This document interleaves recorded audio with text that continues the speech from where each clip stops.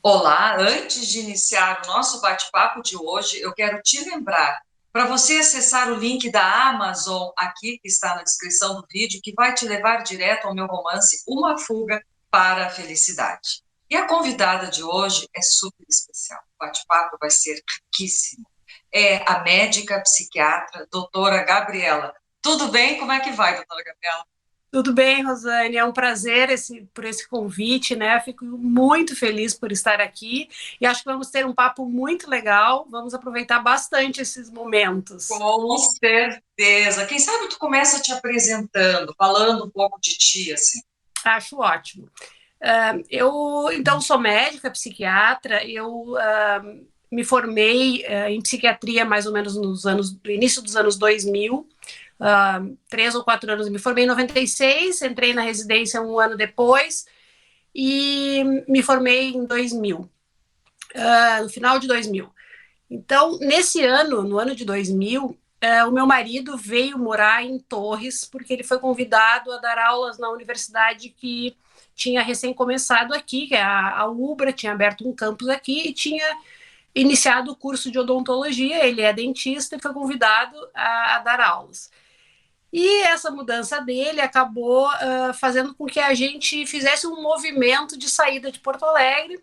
Eu ainda tinha o ano de 2000 inteiro que eu precisava ficar morando em função da residência, mas acabou que eu decidi vir também e estou morando em Torres há 21 anos, então. Aqui eu fiz a minha carreira como psiquiatra, demorei um pouco a me adaptar com a questão de sair da cidade grande, né? Mas hoje em dia tenho uma vida que eu acredito que muita gente inveja, né? É aquela chamada qualidade de vida. Eu consigo associar o meu trabalho, né? Consigo viver bem do meu trabalho e tenho uma vida muito boa em função do lugar onde eu moro. Então, eu já tenho uma larga experiência em psiquiatria, né? Atendo no meu consultório e acho que essa parte das redes sociais é uma questão nova e que tem, acho que, enriquecido muito o acesso das pessoas à informação de qualidade, de todo tipo, mas na área médica eu acredito que tem sido uma inovação tremenda, assim, que tem feito com que as pessoas tenham acesso à informação que elas não tinham, né? Do ponto de vista que existia um certo distanciamento entre os profissionais médicos e os pacientes. Era uma relação muito formal, né? E acredito que isso vem mudando com os anos.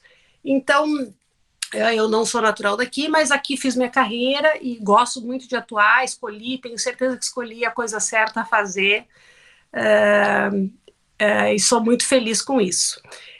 Eu voltando um pouquinho, assim, eu fiz faculdade em Pelotas, na Católica de Pelotas, e daqui a pouco eu vou querer voltar um pouco atrás, mas vamos deixar tu me fazer as próximas perguntas, eu quero contar depois uma outra historinha. Ah, tá ótimo. Mas me diz uma coisa assim, doutora Gabriela, a questão de ser uma mulher independente, como é que foi para ti todo esse processo? Em que te favoreceu para a gente poder mostrar para essas mulheres que estão nos assistindo agora? Sim, acho super importante isso. Assim, eu acredito que para mim isso foi muito mais fácil do que para a maioria das mulheres. Eu vejo muito pela experiência do consultório e por atender muitas mulheres de como para algumas como que isso ainda é difícil, como é um caminho difícil a ser percorrido. E para mim não foi assim. Eu acredito que quem fez isso por mim foi a minha mãe. A minha mãe é uma mulher mais velha, né? Ela tem hoje 84 anos e ela é de uma geração em que as mulheres não tinham sido feitas até então para trabalhar. Elas eram feitas para serem donas de casa e mães, né?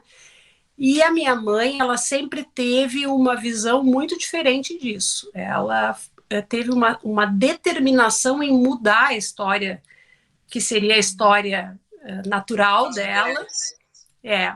E ela traçou objetivos e foi atrás desses objetivos.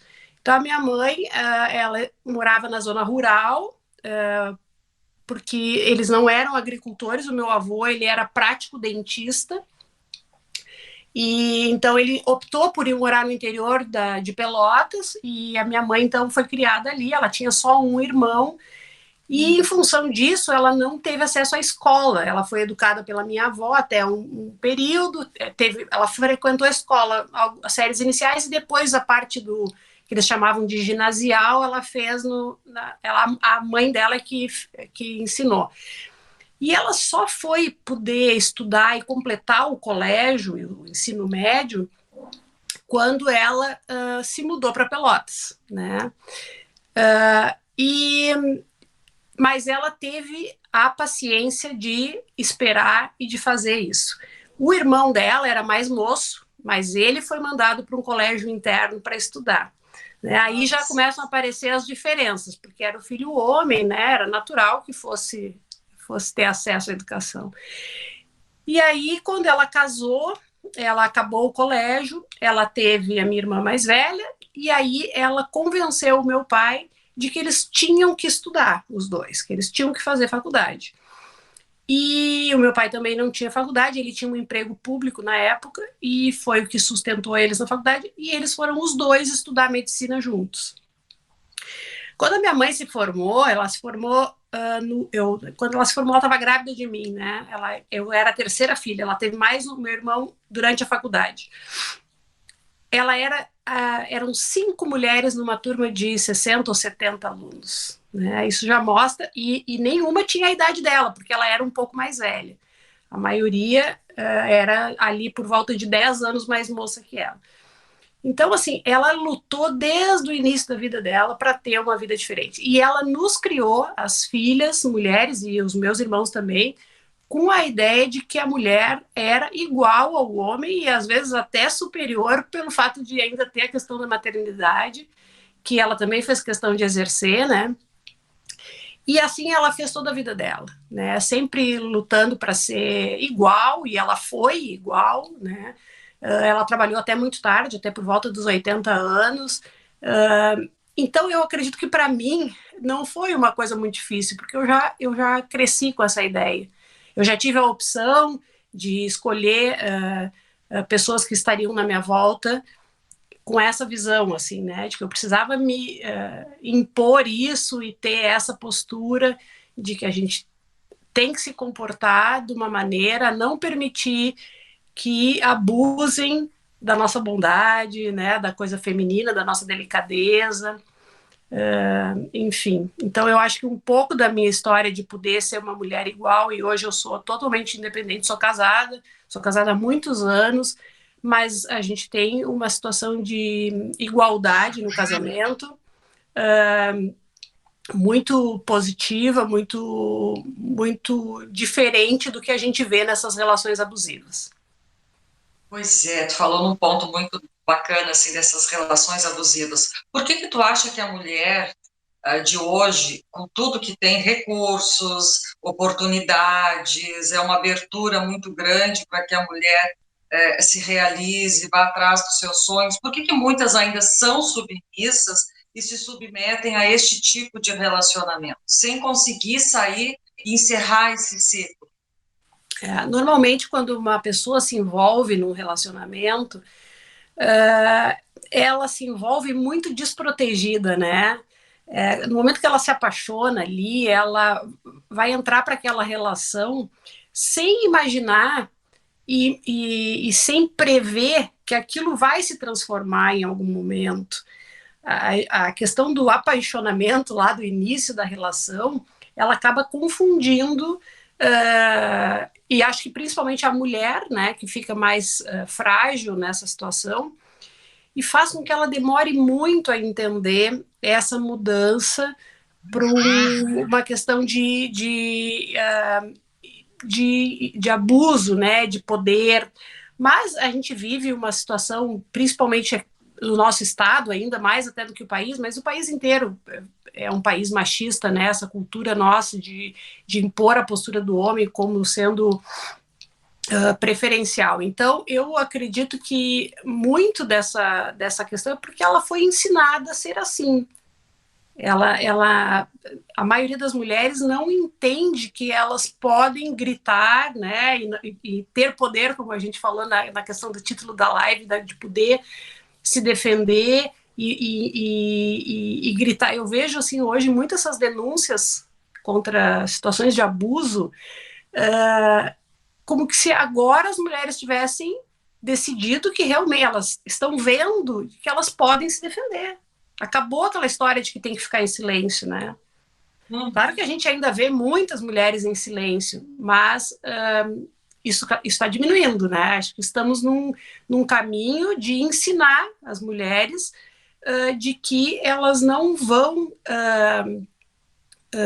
atrapalhar o seu marido, elas não vão tirar a masculinidade dele por exigirem respeito. Então, isso, infelizmente, foi uma coisa que foi ensinada às mulheres por muitos e muitos anos, essa postura de submissão e de calar. Que ainda tu acha que está muito presente na mulher essa questão. Sim, é um legado muito forte, né? Muito forte, muito difícil de se desvencilhar, né? De romper esse silêncio. A gente sabe que essas situações abusivas elas acabam atingindo a mulher numa coisa que eu considero talvez uma das mais importantes para a gente se preservar de um transtorno mental, que é a autoestima.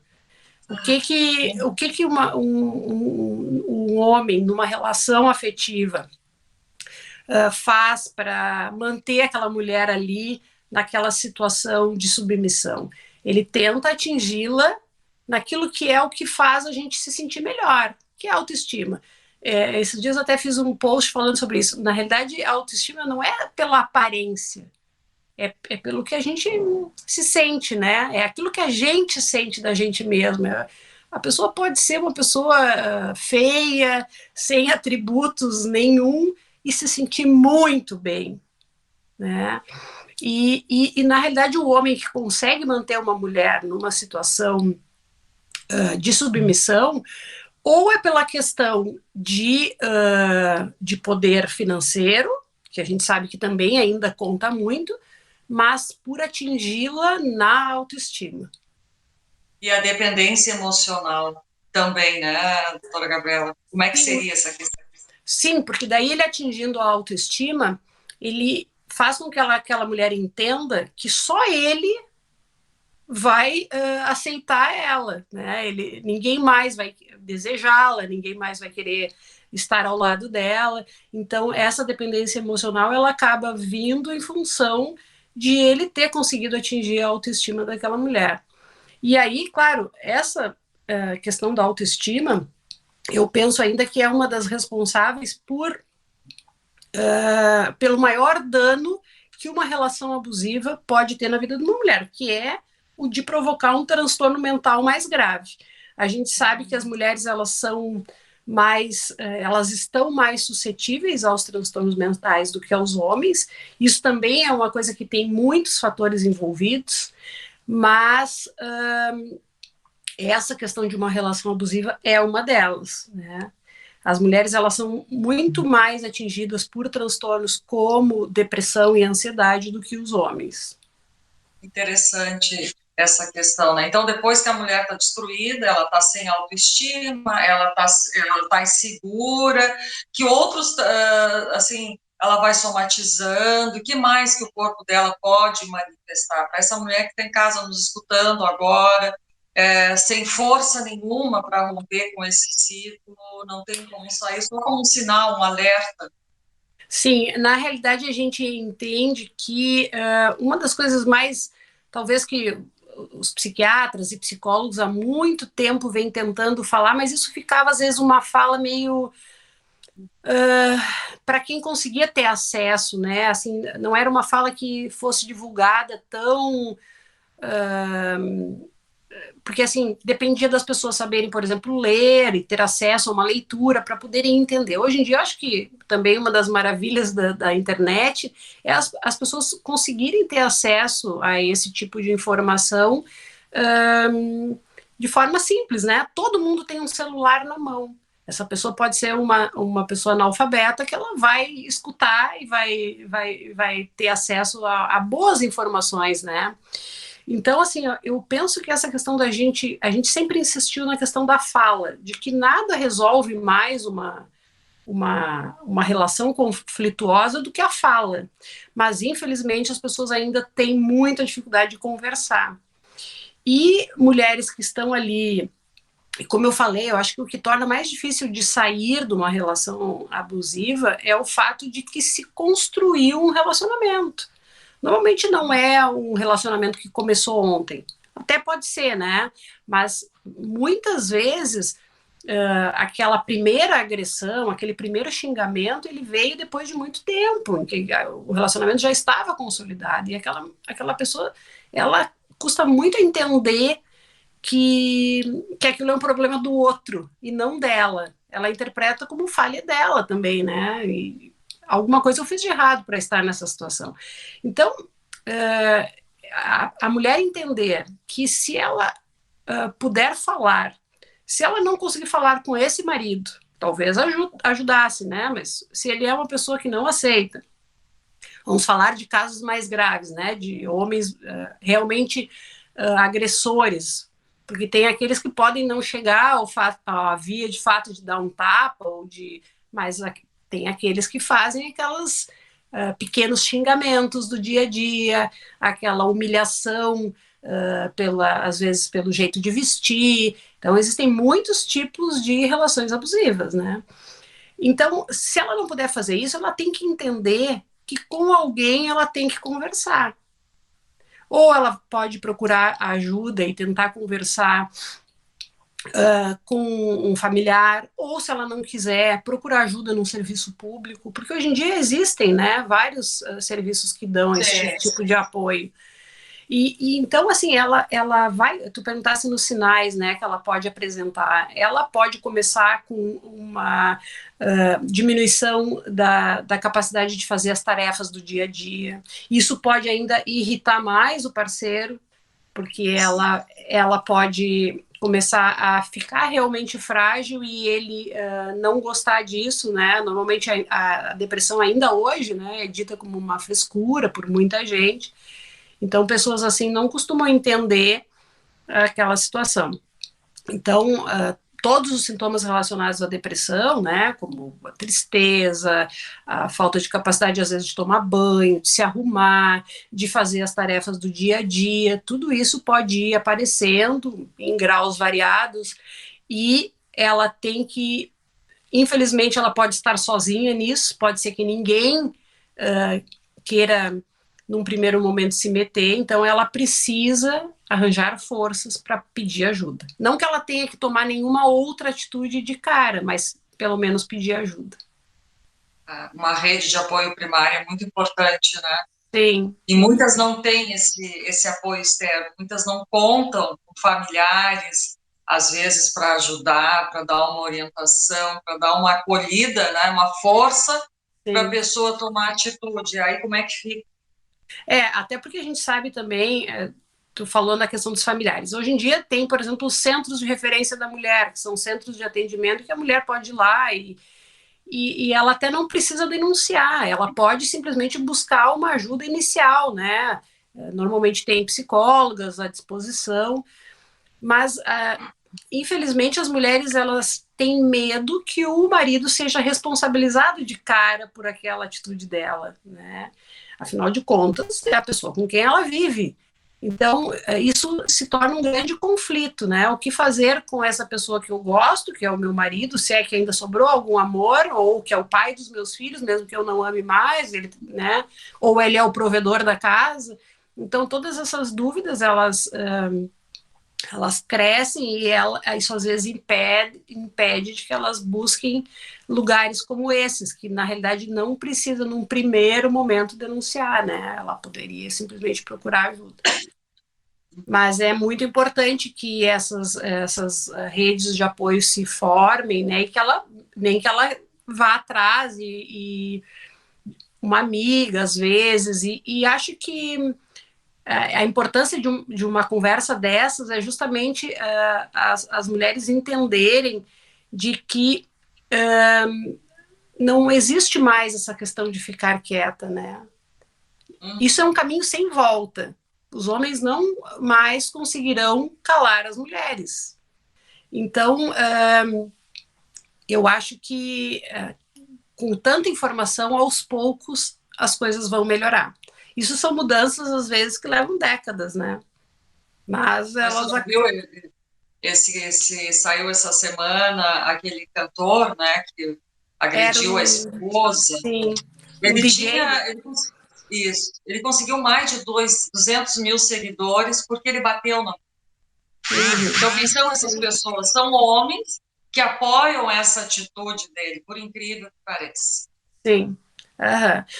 E ainda a gente talvez viva, acho que um momento de muita informação para esse lado, mas também tem uma tentativa de fortalecer a postura do homem macho, viril, o dono da família, com coisas preconceituosas, né? Tem um outro levante também nesse sentido. Então, eu acho que essas questões ainda, por isso que eu te disse que são coisas de muito tempo, assim, porque não se muda uma sociedade do dia para a noite. E tu arriscaria falar alguma coisa do comportamento desse cara que ficou famoso essa semana pela atitude dele?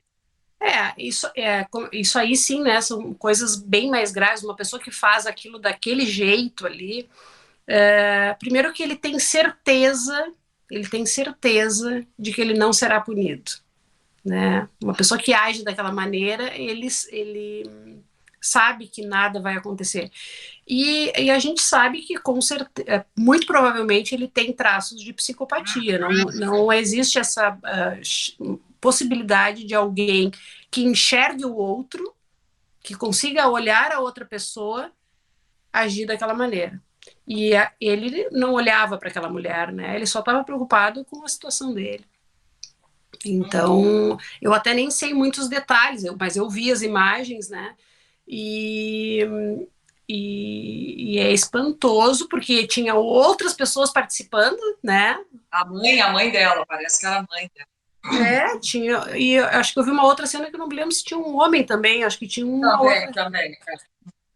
Então, na realidade, como é que pode, né? A gente pensa assim. Então, ele tinha certeza da impunidade e, assim, ele também não ficou preso, né? A nossa legislação realmente Não favorece. Ele chegou, acho que chegou aí lá para dar um depoimento e foi liberado, né? Então, fazer o quê, né? Então é um caminho a se trilhar, né? Eu te contei lá a história da minha mãe, que é uma história de 50 anos atrás, e nós ainda vivemos uma situação em que a mulher sofre esse tipo de coisa, e até porque para ela a violência não é uma arma, né? As mulheres não costumam usar da violência. Então, acho que nesse sentido a gente vive uma distância muito grande. Eu fico pensando quantas mulheres passam por essa mesma situação que essa senhora que apareceu na televisão, ou até pior, né, que chega a vias de fato feminicídio. Aí eu pergunto assim, né, hoje em dia o que a mulher tem que fazer é se fortalecer, se tornar uma pessoa independente e não ficar mais acreditando naquele conto de fadas, do príncipe encantado que vai resgatá-la, que vai fazer de tudo por ela. Essa coisa não existe mais. As pessoas ainda têm crianças que escutam e que vivem esse sonho de contos de fadas e vão ficar esperando um príncipe. E a gente sabe que os relacionamentos estão em constante transformação, mudança. O Falabalmo, que eu adoro, do amor líquido, fluido, né? Sabe? É bem assim os relacionamentos de jovens, se a gente pode observar hoje, né? Então, assim, por que tu acha que ainda existe essa crença? Eu acho que ainda muitas mulheres são influenciadas pela questão simplesmente da maneira como foram quando elas são criadas para serem assim, né? Serem mães como a única prioridade da vida. E acho que existe, na realidade, a nossa cultura é muito assim, de que o jovem, cada vez menos, ele é educado para pensar no futuro. É tudo tão de imediato, tão do hoje, né? E acho que as gerações que vêm nesse sentido vai ser pior ainda, porque eles vivem a dinâmica da internet com muita força na vida deles, né? E eu, por exemplo, fui criada sem internet, então eu penso que talvez para essas gerações ainda vai ser mais difícil, mas então ainda muitas mulheres são criadas com a ideia de que a pessoa que vai prover, que vai ser o responsável pelo dinheiro da família, vai ser o homem. E eu acho, e elas não imaginam que elas têm que pensar no futuro delas como pessoas. Esse é o problema, né? Elas pensam no futuro do casal, dos filhos. Uma coisa um dado que é super importante e super comum, que talvez tu já tenha tido contato com uma situação dessa, é muito comum mulheres que nunca contribuíram para a aposentadoria. Ainda existem muitas mulheres que não contribuíram. Mulheres que estão aí na faixa dos 50, 60 anos, elas até trabalharam, muitas delas como domésticas, como aqui em Torres é muito comum, elas trabalhavam todos os verões nos hotéis como camareiras e tal, mas aquilo ali não era suficiente, porque eles até tinham uma contribuição que era por 3 meses, e depois aquilo ali nunca vai servir para aposentadoria. Então, eu acho que isso vai mudar, como eu te falei, eu tenho esperança de que cada vez mais a mulher consiga entender que o papel dela não é só na maternidade, que ela tem um papel profissional muito importante. Hoje em dia, eu falei da turma da minha mãe, hoje em dia as turmas médicas são formadas em mais de 50% por mulheres. Então, mudou muito esse cenário, né? Uma profissão que era masculina, hoje em dia não é mais. Especialidades médicas que eram masculinas, não tinha nenhuma mulher ortopedista, hoje em dia já existem mulheres ortopedistas, muitas mulheres cirurgiãs, então eu acredito que as coisas mudem, mas talvez não com a pressa que a gente deseja, até para diminuir situações como essas de feminicídio, que infelizmente aumentaram muito durante a pandemia, né? E por que tu acha que isso aconteceu? Acho que a convivência muito estreita, né, fez com que aumentasse muito essa situação, né. Eu já até andei estudando um pouco sobre isso, não tem ainda nenhuma explicação concreta, não se sabe direito por quê, mas o principal motivo que se acredita seja esse, né, da questão do convívio muito estreito, principalmente lá no início, se bem que parece que continua, né. Não diminuiu, e a gente já voltou quase que a uma vida mais perto do normal, né? O que é lastimável tudo isso, né, doutora Gabriela? Mas eu te pergunto assim, o que tu diria para uma mulher que te busca, te procura no consultório, está com uma autoestima baixa, assim, para ela começar a dar aquela virada, tipo de orientação, como que tu faz? Sim, acho que tem muitas coisas a se fazer, né? Acho que a primeira coisa é o acolhimento.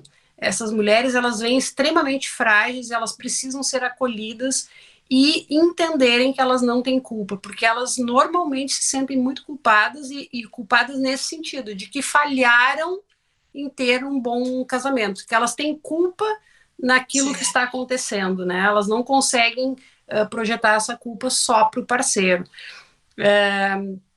E vamos frisar aqui que a culpa pela agressão é de quem agride. Então, não tem provocação que justifique uma agressão, né? Então, essa história de que provocou, que são sempre as desculpas masculinas, né? Então, acho que a primeira situação é essa de acolhimento. Claro que se essa mulher... acho que o profissional, o psiquiatra, ele tem o dever de ajudar essa mulher a formar essa rede de apoio, né? E a gente consegue fazer isso insistindo para que essa pessoa nomeie outras na sua volta que ela sabe que poderiam ajudar, e às vezes até chamando essas pessoas para uma outra consulta e insistindo e às vezes deixando claro que essa pessoa precisa de ajuda, que ela não dá mais conta da situação sozinha.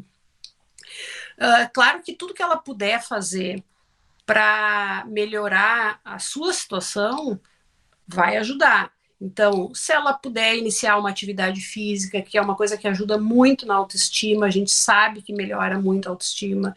Então, insistir nisso, mostrar para ela que isso tem um valor, que ela tem que se esforçar, que não é fácil, né? Hoje em dia a gente fala muito na questão da alimentação, né? Uma alimentação saudável também tem influência na questão do humor e também vai fazer com que ela consiga se proteger melhor e reagir a essas situações. Se ela precisa de tratamento, então desmistificar os preconceitos com relação ao tratamento psiquiátrico, porque as pessoas têm muito preconceito, né? Acham que todas as medicações psiquiátricas fazem mal, que todas causam dependência. Então, esse também é um ponto que eu acho que a gente tem que esclarecer para o paciente, para essa mulher frágil, de que o remédio é para ajudá-la e não para fazer mal, né? E que se tiver algum efeito colateral, a gente vai manejar, e que, enfim. E o tratamento medicamentoso, ele pode ajudar muito se ela já estiver com um transtorno mental, né? Então, acho que essas são boas atitudes para se iniciar esse amparo, né? E ajudá-la a reagir. Um processo para começar essa virada, né? E não sei se teria mais alguma colocação para fazer de tudo que a gente falou, doutora Gabriela. Acho que, assim, é importante, então, falar, né, de que muitos aspectos atrapalham a mulher nessa questão de poder se defender, e a gente entender que, além das questões financeiras, que ainda importam muito, porque a mulher, ela normalmente ganha menos do que o homem, ela fica normalmente numa situação inferior a um chefe homem, ela fica submissa às vezes ao marido, ela tem as questões hormonais que o homem não tem que lidar, então ela começa lá na adolescência com a menarca, né, a primeira menstruação, e ela vai ao longo de toda a sua vida tendo que enfrentar aquela gangorra emocional lá, né, de TPM, de pós-gestação, em que a mulher pode ter um período bem difícil ali, logo após o parto, também por alterações hormonais, e depois ainda para completar a menopausa lá no final, né? Então, são muitas alterações que interferem na vida dela e que ela também vai ter que lidar. Então, eu acho que ela entender que ela não é uma máquina, que ela não tem que fazer tudo o tempo todo e estar sempre bem, ajuda um pouco, né? Alivia essa pressão, porque ela ainda se sente muito pressionada a estar sempre perfeita, né? Mas olha, eu adorei esse nosso bate-papo, doutora Gabriela. Eu não sei se tu quer deixar alguma mensagem, alguma dica, além de tudo que a gente já conversou para essa mulher que está nos assistindo agora e não sabe o que fazer, por onde começar. Eu acho que uma dica super importante é que, assim, não deixem de ir atrás de melhorar a sua vida. Óbvio que não vai deixar os filhos de lado, nem o casamento, se for o caso de ainda ter recuperação esse casamento, mas não deixe de olhar primeiro para si. Se a mulher adoece, tem uma chance de todo mundo na volta adoecer. E ela precisa entender que ela tem como mudar essa situação, mas que também essa mudança depende daí um pouquinho dela. Ela não pode mudar talvez esse marido agressor, ou mesmo que não seja um marido agressor, um marido machista e grosseirão lá, ela não pode mudar ele. Né? Ela pode ajudar se ele quiser, mas se ele não quiser, ela não pode. Mas ela pode mudar a vida dela, se ela tiver entendimento de que isso é possível e talvez seja o melhor. Então, não deixe de pensar primeiro em si, né? E de buscar ajuda, né? Tem tanta... continue atrás de informações como esta aqui, né? E se cerque de informações boas para poder fazer essa virada. Muito obrigada, eu amei esse nosso bate-papo, vai ajudar muito essa mulher que está nos escutando, justamente porque elas acham que elas não podem pensar em si mesmas, não pode se colocar em primeiro lugar, está errado. Isso é na cabeça delas, então essa dica vai ajudar muitas pessoas. Muito obrigada, doutora Gabriela. Eu que agradeço, adorei a conversa também. Quando quiser me chamar outras vezes, outros assuntos, a gente combina. Com certeza, vamos fazer isso. Muito obrigada. Eu que agradeço.